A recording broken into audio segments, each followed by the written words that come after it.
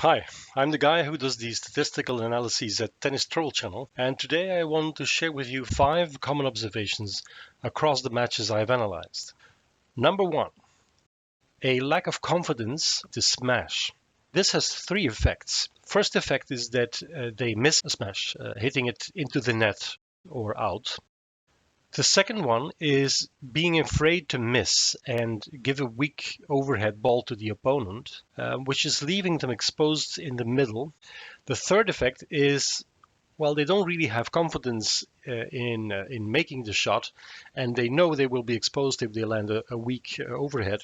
So we see some players running back to the baseline and hitting it from there, bringing the ball back into play. So they're not giving away the point, or they're not exposing themselves, but yeah, it neutralizes the advantage they have built up so far. So why is the confidence in smashing so low among players on this level? I think because it's a rare shot. Maybe prior to the match, you will see some players exchanging some high balls and smashes to groove it, but really it's not very frequent. So I would advise everyone, definitely at this level, to practice smashing. Number 2, few players utilize the high ball as a defense mechanism. What we see is when players are under pressure, like they're being cornered in one side or another, they often go for an all or nothing passing shot, which is most often nothing. Instead, when you're being pushed into the corner, you can use a high ball cross court. This is actually an idea I kind of stole from Essential Tennis, who has marked this as one of the most important shots that few players are actually using, and he's totally right. I can see that from these matches. Now, we do have a famous player on this channel who uses high balls for defense, and that's MEP, most exhausting player, Ben. And even better, he uses the combination of drop shot and lob as his main weapon to make points. This high ball, to just repeat the matter, it has 3 advantages. First of all, it will likely land inside the opponent's court. Secondly, a high ball buys you time to recover. And 3, as we have shown, the high ball may expose a weakness in the opponent's ability to smash. Now, I'm not advising anyone to adopt MEP's playing style, but there are many things he does right, and high balls for defense is one of them. Number 3, players who have really good ground strokes, forehands and backhands, when they run around the backhand to execute a forehand from the backhand side, they make an error. They strike the ball into the net or outside the court, even with their stronger forehand. So why does this happen? I think that first of all, there is less time to execute the shot. You run around the backhand and you give yourself less time to actually execute. But I think there's a more important reason why this happens, and it's a matter of a mindset. When players run around the backhand, they have an intention to take advantage of the stronger forehand, and they want to attack. Plus, they are being exposed on the forehand side.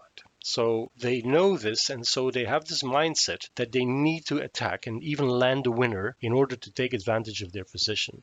And this is not really true. When you put yourself into a position to use the forehand from the backhand side to escape from a backhand exchange, then you already gained an advantage. Your first shots should simply be a kind of pressure onto the opponent with that stronger forehand without necessarily going for a winner. And then when the opponent is pressured into a weaker shot, you can go for the easy winner. Observation number 4, double faults.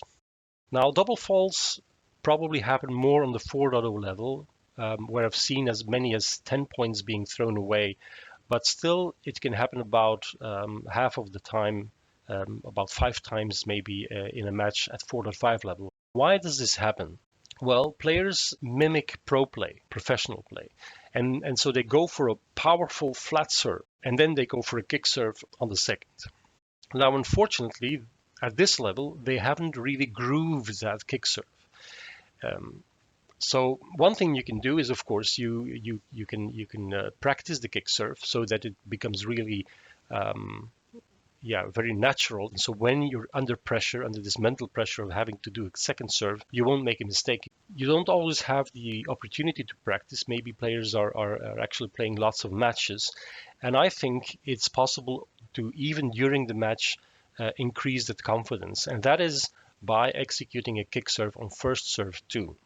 Another effect is that after the first kick serve, if it fails, you will be able to immediately adapt to what you have noticed that has gone wrong during the first serve. So you can immediately adapt and adjust, and this will really groove that kick serve. And so maybe you can even, during the same match, when you have gained that confidence in your kick serve by executing it all the time in the first couple of service games, you can actually switch to a variation on first serve, flat or slice serve, because you can now rely very comfortably on that kick serve that even under pressure will give you a good serve on second serve. All right, and this brings us to the final recommendation or the final observation that I make. So I'm doing these analyses per set, and the analysis of shots that I make in first set is actually very similar to what I see in the second set. So this means the loser of the first set rarely adapts their game. And it's not easy indeed to understand or remember what's been going on in that set, but I think you should at least try to figure out one thing to do better or change into the second set. Now, I've seen this, for example, in a match that was played between a double-handed forehand guy and the imitation Federer. So this imitation Federer guy, in the first set, he made, if I remember correctly, 17 errors on the forehand.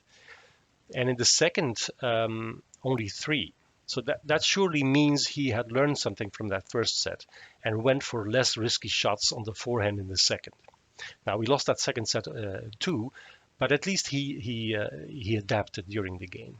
Okay, so to wrap it up, I believe players at the 4.5 level, at least around the Atlanta, Georgia area, can benefit from these 5 improvements. Practice smashing. Use the high ball for defense. Apply controlled pressure when running around the backhand. Do a kick serve on first serve. And adapt something about your game, especially when you have lost the first set. All right, that was it. I hope you enjoyed this video. I hope this brings some success to the players watching or even playing on this channel. And I hope to see you soon on the court. Bye-bye.